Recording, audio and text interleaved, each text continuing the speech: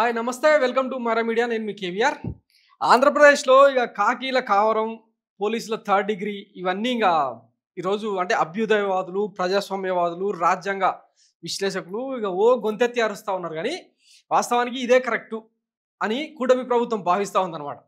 వాస్తవానికి రీసెంట్గా కొన్ని పరిణామాలు కనుక చూస్తే జమ్మలమడుగు కంబాలపల్లిలో ఒక 4 ఏళ్ల చిన్నారిని రేప్ చేస్తే పెద్దగా ఈ ప్రభుత్వం నుంచి ఈ కూటమి సర్కార్ నుంచి స్పందన లేదు. తాగిన మత్తులో చిన్నారి జీవితాన్ని నిండు నూరేళ్లను చిదిమేస్తే ఏ ఒక్కడు మాట్లాడలేదు. కానీ ఈరోజు రోడ్ల మీద పోలీసులు ఒక ముగ్గురు గంజాయి అమ్మారని చెప్పి ఒక పోలీసును దళిత పోలీసును అది కూడా కొట్టారని చెప్పి గగ్గోలు పెడతా ఉన్నారు. కానీ పోలీసులు ఇదే కరెక్టు అని చెప్పి చాలా వరకు మాట్లాడుతూ ఉన్నారు. వాస్తవానికి ఈ పోలీసులను ఇక ఆంధ్రప్రదేశ్ పోలీసులు అంటేనే దేశంలోనే టాప్ కదా. అబ్బోగా వాళ్ళ ఇన్వెస్టిగేషన్ వాళ్ళ తరీకా మామూలుగా ఉండదు అన్నట్టు. వీళ్ళని తీసుకుపోయి ఇక జమ్మూ కాశ్మీర్ బోర్డర్లో పెడితే ఈ ఎస్పీజీ తర్వాత ఈ పెద్ద పెద్ద గ్రూప్స్ ఉంటాయి కదా, ఎన్ఎస్జీ గ్రూప్స్, ఇవన్నీ వేస్ట్. మన ఏపీ పోలీసు వాళ్ళని తీసుకుపోయి అక్కడ పెడితే టెర్రరిస్టులకు చుక్కలు చూపిస్తారనమాట, సుస్సుపోయిస్తారు. ఈ విషయం తెలియట్లేదు, ఆ రేంజ్లో థర్డ్ డిగ్రీ చూపించారనమాట. ఒకసారి ఆ స్టోరీని డీటెయిల్గా మాట్లాడుకున్న తర్వాత అసలు పోలీసుల గురించి ఎట్లాంటి ప్రశంసలు వస్తున్నాయి అనేది మనం మళ్ళీ మాట్లాడుకుందాం. దళిత మైనార్టీల ఆత్మగౌరవంపై బాబు సర్కార్ బూటు దెబ్బ. ఈ నీలి మీడియాకు ఇంకా ఇంతకు మించిన పదాలు రావులే కానీ పోలీసులు చేసింది కరెక్ట్ అని సమర్థించాలి ఈరోజు మొత్తం ఎంటైర్ ఆంధ్రప్రదేశ్. తెనాలి పట్టణంలో 3 దళిత మైనార్టీ యువకుల పైన థర్డ్ డిగ్రీ నడి రోడ్డుపై పట్టపగలే ప్రజల కళ్ళెదిటే అరికాలపై లాఠీలతో స్థైర్య విహారం. అసలు పోలీసులకు ఎంత ధైర్యం, వీడియోలు తీపిచ్చి మరీ ఇట్లా కాళ్ళ మీద తొక్కుతూ లాఠీలతో కాళ్ళు ఏళ్ళు మొత్తం చిదివేసేలాగా ఇట్లా కొట్టడం అనేది అసలు మామూలు థర్డ్ డిగ్రీ కాదనమాట. ఒక సిఐ బూట్ కాలుతో తొక్కిపట్టగా మరో సిఐ దాష్టికం ఆలస్యంగా వెలుగులోకి సోషల్ మీడియాలో వైరల్. బరితెగింపులో సీఎం చంద్రబాబు బాటలోనే రాష్ట్ర పోలీసులు రెడ్ బుక్ రాజ్యాంగం అమల్లో హద్దు మీరుతున్న వైనం. పోలీసుల తీరు ముమ్మాటికి మానవ హక్కుల ఉల్లంఘనే. చంద్రబాబుకు సీఎంగా కొనసాగే అర్హత ఏమాత్రం లేదు. రాష్ట్రంలో రాక్షస రాజ్యం నడుస్తోందని దళిత సంఘాల తీవ్ర ఆగ్రహం. అంబేద్కర్ రాసిన రాజ్యాంగాన్ని కాలరాసి రెడ్ బుక్ రాజ్యాంగం రాక్షసత్వాన్ని ఆచరణలో చూపిస్తూ పట్టపగలే ఆటవిక పాలనకు అచ్చమైన ప్రతిరూపంలా కూటమి ఏడాది దాష్టిక పాలనలో దమనకాడకు అద్దం పడుతూ దళిత మైనార్టీ బడుగు యువకులపై పోలీసుల లాఠీ కర్కశత్వం చూపించింది. ఓ సిఐ కొడుతుంటే ఇంకో సిఐ కాళ్ళతో తొక్కి కదలకుండా పట్టుకుంటాడు. మరో పోలీసు వీడియో తీస్తాడు. ఇంకో పోలీసు విరిగిన లాఠీల స్థానంలో ఎడతెగని ఉత్సాహంతో కొత్త కట్టెలు అందిస్తాడు. చుట్టూ ఉన్న పోలీసులు దెబ్బలు తింటున్న దళిత ముస్లిం యువకులను చూసి పగలబడి నవ్వుతుంటారు. ఇది కూటమి పాలనలో దళిత ముస్లింల బడుగుల పట్ల చంద్రబాబు సర్కార్ దాష్టికానికి నిలువెత్తు రూపం. ఈ రాష్ట్రంలో అంబేద్కర్ రాసిన రాజ్యాంగమే అమల్లో ఉందా లేక రెడ్ బుక్ పేరిట ఎస్సీలను ఎస్టీలను బీసీలను మైనార్టీలను బహిరంగంగా చితగొట్టే లోకేష్ రాజ్యాంగం అమల్లో వచ్చిందా?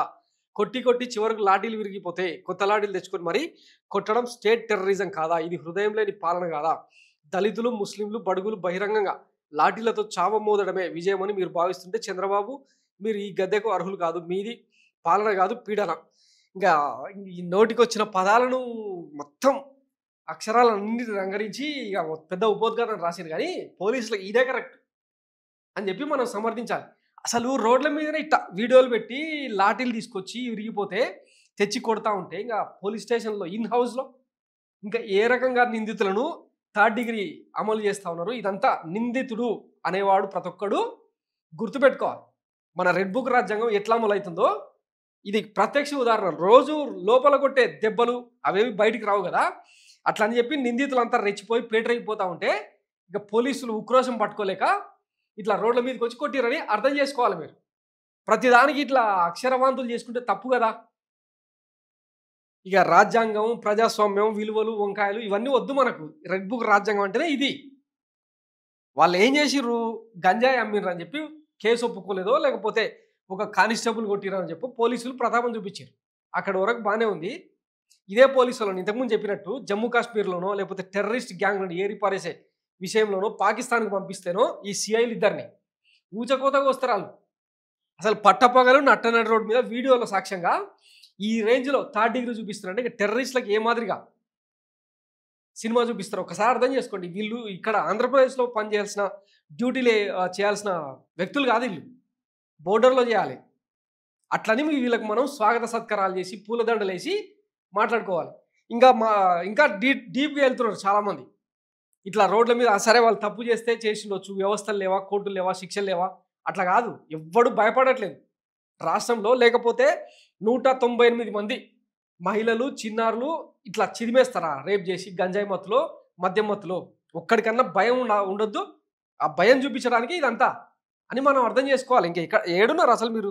బాబు గారి రాజ్యాంగం, చిన్నబాబు గారి రాజ్యాంగం ఇదే చెప్తుందన్నమాట. సో ఇంకా డీటెయిల్‌గా చెప్పుకుంటూ పోతే మొన్న చూసినాం కదా కర్రగుట్టలలో ఆపరేషన్ కగార్‌లో మొత్తం నక్సలైట్ల శవాలన్నింటిని ఇట్లా పరిచేసి రాజ్యంలోనే భారతదేశంలోనే కదా జరిగింది. అంతర్గత ప్రజాస్వామ్యానికి, అంతర్గత భద్రతకు విఘాతం కలిగిస్తున్నారని చెప్పి నక్సలైట్లను ఏరేసి మొత్తం మన జవాన్లే తుపాకులు బట్టి చూపిస్తున్నారు. ఇది మన మోడీ రాజ్యాంగం అనమాట. ఒకసారి అర్థం చేసుకోవాలి పోలీసింగ్ తీరు, జాతీయ వ్యవస్థల తీరు ఎట్లా మారింది, నేరస్తులను సుస్సుపోయించేందుకు ఎట్లా వ్యవహరిస్తున్నారని చెప్పి మనం అర్థం చేసుకోవాలి. ఇవన్నీ తప్పు అవన్నీ మాట్లాడకూడదు. కసబ్గాడిని ఎలాంటి ఎరవాడ జైల్లో పెట్టి బిర్యానీలు పెట్టి మేపిన వ్యవస్థ మనది.